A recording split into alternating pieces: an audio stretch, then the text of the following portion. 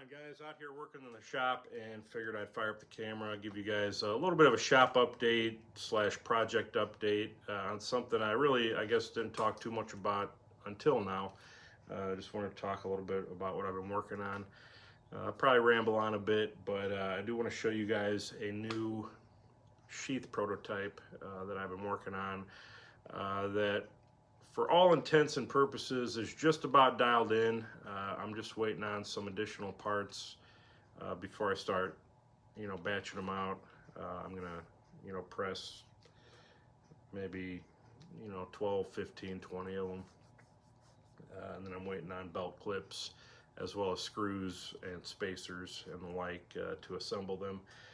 And then I will be putting them on the website, and they will be available along with my original client screwdriver sheath, which I got laying around here somewhere.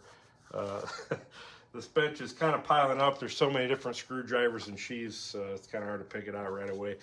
So this was the first one I did. I've made a few videos on this. I actually been selling, a number of these on the website, and getting a lot of really positive feedback from these. Just a quick aside, I'll try not to go off topic too much, although it's all the same, I guess. These are selling well, a lot of good feedback. Originally, I designed these for the Klein 11-in-1 impact rated. I showed you guys, it works for a few other Klein models. The original 11-in-1, this is a 5-in-1, and this is the HVAC. I think it's 8-in-1, yeah. So it works with all those really nicely with that HVAC one. Well, nicely with all of them, but turns out it also works for a couple other screwdriver brands. Here's a couple Lennox screwdrivers. One I think is a 6-in-1. The other I want to say is a 9-in-1. Same profile, works very nicely for those.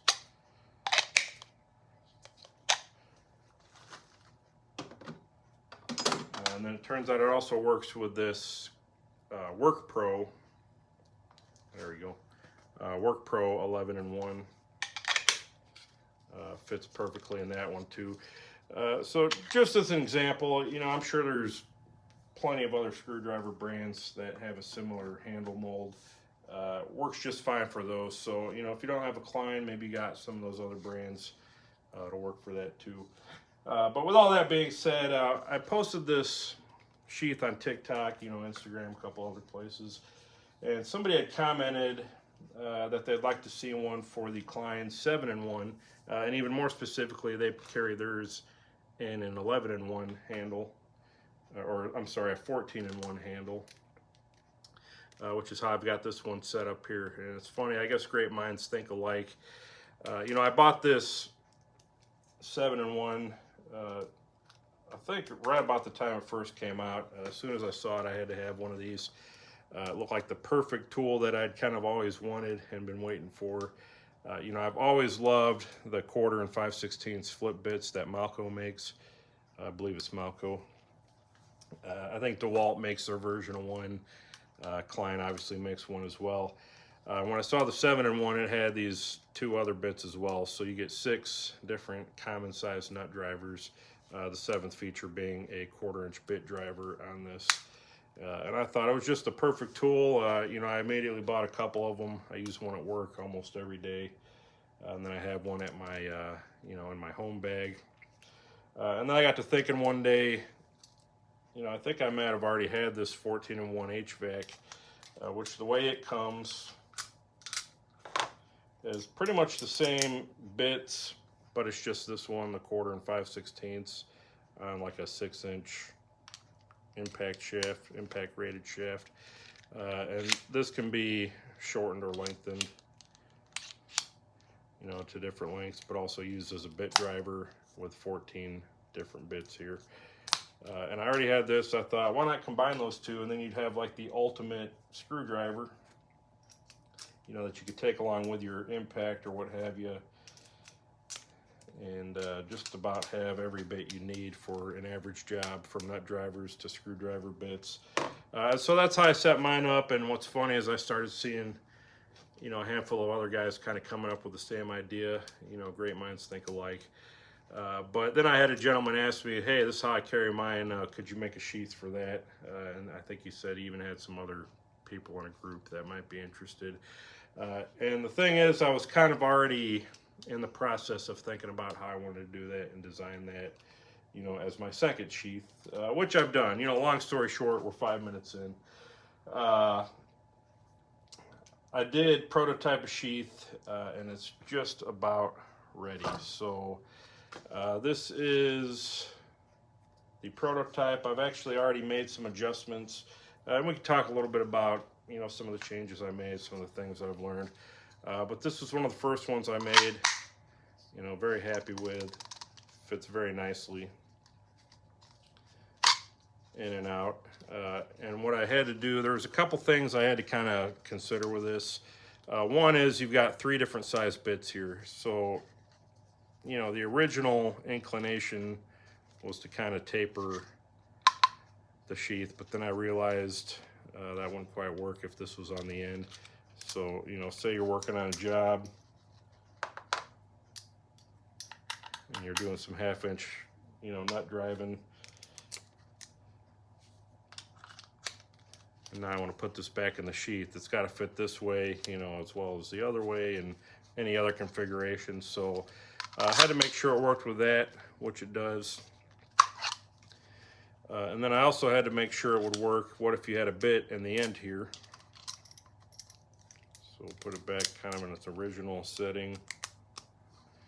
You know, now this is sticking out a little longer, and even more so if I put a bit in the end. You know, so now I've got to make sure it fits with that. You know, you don't want to have to be taking this bit out every time you have to put this back in your sheath. So design some clearance for the bit, and fits just nicely in there. And you know, some guys might ask, why didn't I just extend the sheath and mold around, you know, do kind of a generic molding for any bit size? I thought about that. I think it looks a little bit cleaner this way. This also kind of allows you to see, you know, at a glance which bit you've still got in there, or you could even take it out, stick it back in, you know, take another one out and stick it in there if you want to. Not that that's necessarily a feature, you know, it's just something you can do. And if you wanted to take, say, a longer bit like this, you know, sometimes I've got a couple drills set up and I maybe want to hand tighten something with one of these longer bits. You know, this also works too, but you know, look how much longer that is. I could still, you know, fit it in that sheath and walk around, and you know, you put a 6 or a 12 inch in here too, I guess. Not that you want to be walking around with that hitting you in the leg, but you know, it's just an option that wouldn't be there if I had molded over the end of the bits in here. So, you know, it just gives you a little more universality to the sheath design. And I think looks a little nicer as well because you're not, you know, that much longer. It uses less Kydex, you know, that's a bonus for me. So, you know, I can get more out of a sheath, or a sheet rather. So, you know, that's the overall design. Very nice fit. Now I did already make a couple minor changes. You know, I thought this sheath fit just a little tighter than I wanted, you know, to where, I don't know, it's almost imperceptible probably to most people, but I mean, it's not hard to get in and out, but just a little bit more pressure than I wanted. You know, whereas this guy, for instance, I mean, it slides right in and out just very comfortably.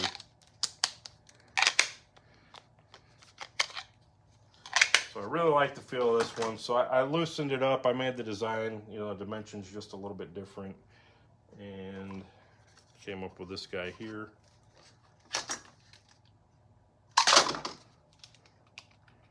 You know, sometimes that kind of sticks a little bit on the old design. So, like I said, most people probably wouldn't even notice the difference, but it is just that much easier to get in and out while still holding very, very secure. And you know, I don't have a belt clip on this one yet, but it works. So the other thing, again, this comes with a different handle, just to show you guys. You know, this is how the driver normally comes. You have to buy this whole assembly separate if you want the 14-in-1 with the 7-in-1, but works perfectly with this handle as well. You know, no problems there. And then a nice little additional bonus is that it works with one additional Klein screwdriver model, at least that I know of. And they may have a couple others with this handle. It may work, it may not work. But this is the heavy multi-duty. Kind of a weird, they did a couple weird things with this I don't quite understand. But it's not an 11-in-1. It's, I think, more like a 9-in-1, if I'm not mistaken, if I do the math right there. So it's a quarter, 5/16, 3/8 nut drivers. Got a couple flip bits on this side.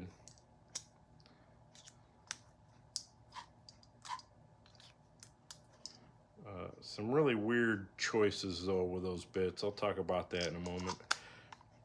But it's a slightly larger multi-bit screwdriver that they offer. This also works just fine with that as an option. So, you know, just an aside, you know, most people I think are going to be buying this for the 7-in-1. That's what it's originally designed for.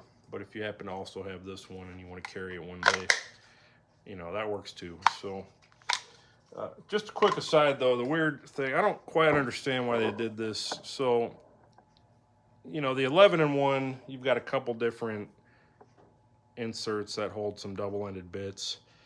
One side on this, they have just this bit, which is fine, but the choices they put on there kind of perplex me. So one's a number 1 Robertson, one's a number 2 Phillips.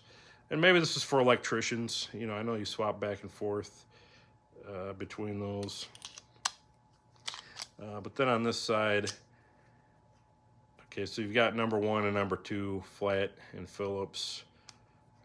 But then on the other side of this is a number 2 Robertson.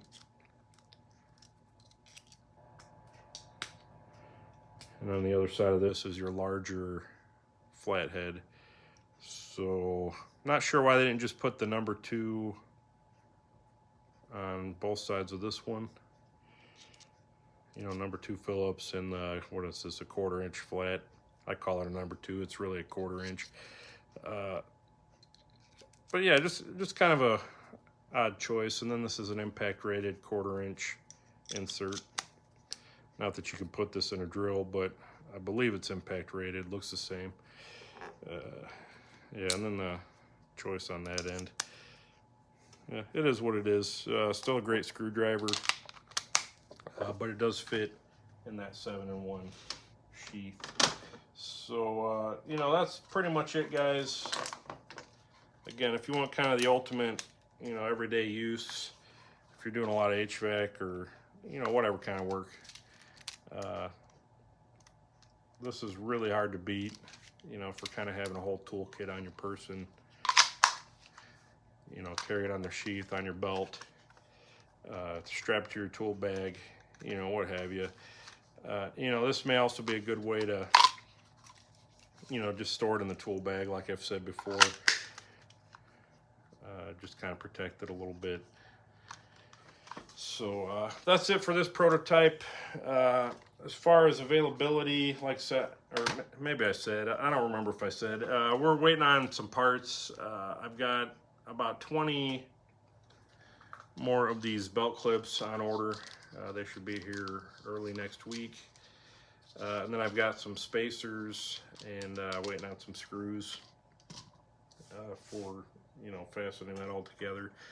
And then I still need to, you know, mold and press, you know, all the sheaths, cut them out, put them together, clean up the edges and this and that. So, you know, I'm hoping middle to end of next week, I'm hoping to have some available on the website. I'll probably post an update on my Instagram. Maybe I'll do an update video here as well. You know, one additional comment, you know, while I'm just rambling, I am trying a new mold material. Originally, I was using some micarta because it is very durable. It machines very well. This was some 1/2 inch originally canvas micarta that I was able to get. They were throwing it out when I worked at ArcelorMittal Steel Mill in Burns Harbor. It used to be the old Bethlehem Steel. They had, I think it was about an 18-inch wide by probably 5 or 6 foot long sheet of this. They were actually using it for a shelf in one of the maintenance offices. One guy took it out one day, was throwing it away, and I snatched it up. Used it for quite a few fixtures and jigs and things over the years. Finally used all of that up, unfortunately, but you know, it was free, so it served its purpose.